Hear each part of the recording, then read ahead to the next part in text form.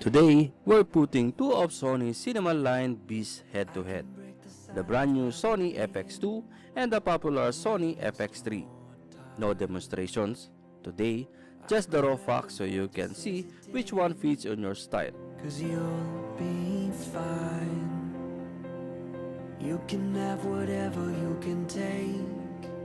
When it all comes falling down for heaven's sake, I can only be so sorry. For the sensor and image quality, the FX2 packs with 33 megapixel full-frame XMOR R sensor, perfect for hybrid shooters who want high-resolution stills and sharp oversample 4K video. I'm aware, you're not aware. Oh honey, could you help me try?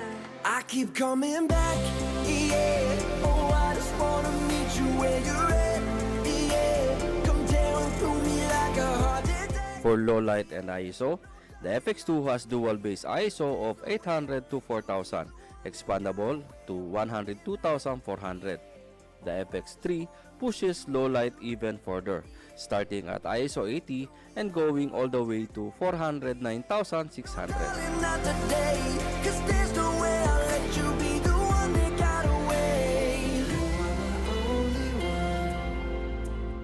For the body and features, the FX2 is lighter at 679 grams, has a built-in tilting OLED EVF, and can record up to 13 hours of 4K 60p thanks to the active cooling. The FX3 has no EVF but is a built-in handheld and gimbal use and a cage-free design, 5-axis stabilization and modular handle option. Help me, please. I can't find a reason even though. For the price, who it's for? First, the FX2 comes around $2,699 for the body, making it killer choice for hybrid shooters who need both high-res stills and video. For the FX3, costs about $3,900, aimed at the filmmakers who need cinematic video performance and extreme low light power. Again, the price will be depends on your local market. I keep coming back, yeah.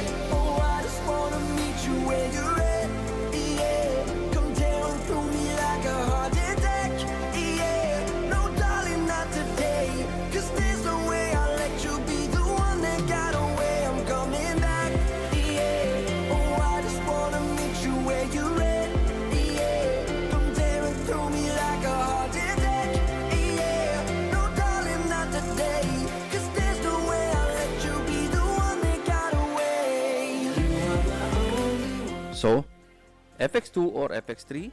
Which one fits your workflow? Drop your choice in the comments, and if you enjoyed this quick spec showdown, don't forget to like, subscribe, and hit the bell for more gear talk.